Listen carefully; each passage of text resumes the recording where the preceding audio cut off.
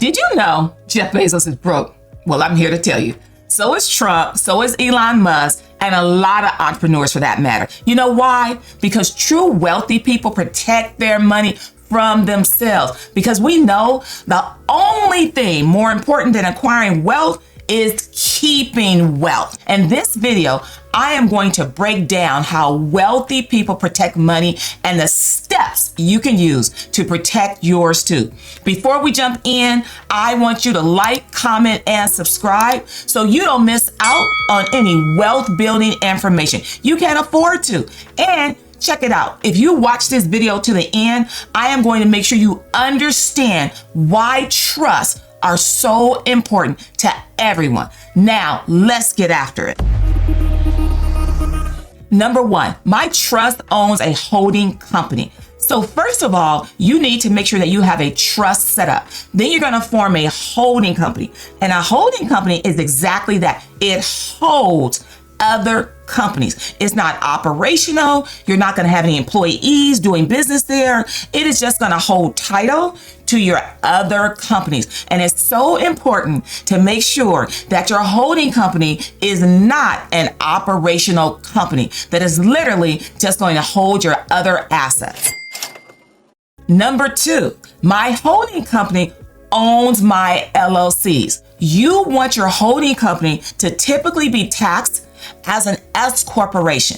Then you're going to make sure that your S corporation holds your other LLCs. Why do you want to do that? Because you are setting up layers between you and other creditors, other individuals. And the more layers you have, the harder it is to penetrate those layers and to get to you as an individual. If you think about it, a lot of business owners, a lot of the wealthy people, the Trumps, the Elon Musk of the world, they have lots of different companies. And if you look at how those companies are structured, you will notice that each company holds another company and holds another company. And there's a reason for that. That reason is called asset protection. So you want to make sure that you're able to do that.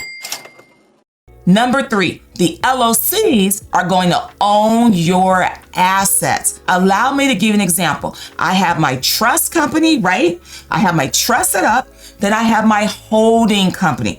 My holding company is now going to own my LLCs. I may have one LLC or I could have 10 LLCs. I can have an LLC for my rental property. I can have an LLC for my sandwich shop. I can have an LLC for my nail shop. Regardless, my LLCs are going to hold my assets, not my holding company, not my trust, but my LLCs will actually hold the title to those assets. And that's so important that you understand that, because you, the owner, are not going to hold title to those assets. The LLCs are. So if someone is going to Google your name and look for you and try to sue you, they are not going to find anything in your individual name. That means creditors are not going to find any assets in your individual name. So what does that mean for you? That means that in the event of a lawsuit, chances are when they start to look to see what you own, they will back off and think twice regarding the assets or regarding who they're going to sue.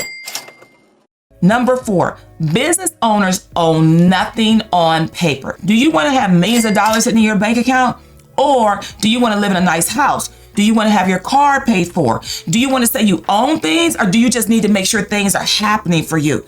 If you really think about it and you Google some of the wealthiest business owners, you aren't going to find anything attached to their name, because they're smart enough to know that if people know who they are, that people can actually sue them versus them having companies set up to make sure that their companies own every individual thing. And the more stuff they have, the more companies they have, and they isolate their assets per company. They're not going to put multiple rental properties into one LLC. So as a business owner, you need to realize you want to level up and you want to own nothing on paper. I want to be able to do a lot of things. I don't want to own anything. And here's the thing. If you are wanting to become wealthy, you're on your journey to become wealthy, you're thinking about starting your business, you need to make sure that you start thinking about your estate planning along with your tax planning, and you need to create yourself a grantor trust. At least open up a basic trust so that you can make sure whatever you acquire passes on to your heirs tax free or tax favored, not taxable. That is so important, and that is something that wealthy people always do. And guess what you're going to do? Now that you know better, you're going to do better. That is why you're going to make sure you like, comment, and subscribe so I can keep you updated on all things business, wealth building, and tax.